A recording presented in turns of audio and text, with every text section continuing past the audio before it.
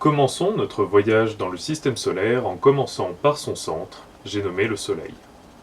Le Soleil est ce qu'on appelle une étoile, au bas mot une gigantesque boule de plasma. Le Soleil se situe dans un des bras spiraux de la Voie lactée, notre galaxie, à environ 8000 parsecs de son centre. Le Soleil est un corps en mouvement dans la galaxie. Il tourne autour du centre galactique à environ 250 millions d'années, mais c'est également un corps en mouvement à l'intérieur du système solaire. Je vous ai dit qu'il était au centre du système solaire. À vrai dire, le centre du Soleil tourne lui-même autour du centre du système solaire, ce qui fait qu'il n'est pas exactement au centre. On peut énoncer quelques propriétés de base du Soleil, à commencer par sa masse, environ 2 × 10 puissance 30 kg. À lui tout seul, il concentre la quasi-totalité de la masse du système solaire, soit des centaines de milliers de fois la masse de la Terre. Il est également très grand par rapport à la Terre, il fait 1,4 million de kilomètres de diamètre. Pour vous donner une idée, la Terre fait environ 12 000 km de diamètre. Et enfin, c'est un corps extrêmement chaud, avec une surface d'environ 5500 degrés Celsius, mais des températures internes pouvant dépasser les millions de degrés Celsius. Justement, on va continuer sur la température. Je pense que c'est un secret pour personne, mais le Soleil émet de la lumière. Le Soleil émet dans toutes les longueurs d'onde du spectre visible, c'est pour ça qu'il apparaît blanc, mais il a quand même un maximum d'émission autour de 500 nanomètres qui correspond plutôt à du vert. Cette lumière émise vient tout droit de ce qu'on appelle le phénomène du corps noir. Pour faire simple, un corps à une certaine température va émettre de la lumière. C'est ce qu'on va retrouver par exemple lorsqu'on chauffe une lame à blanc ou dans une lampe incandescente. La température va être directement proportionnelle à la longueur d'onde d'émission maximale de l'objet, par la loi de Wien. Pour faire simple, la couleur nous permet de déterminer la température et vice-versa.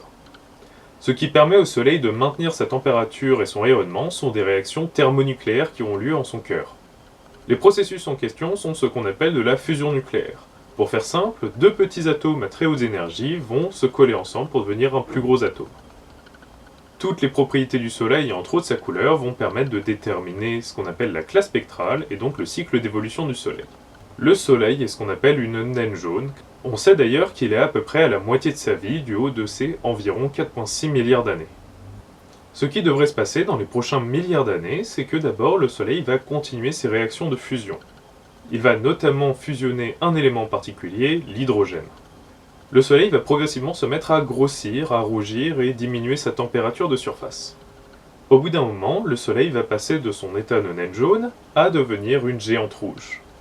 Il n'aura plus du tout d'hydrogène, et il va commencer à consommer de l'hélium.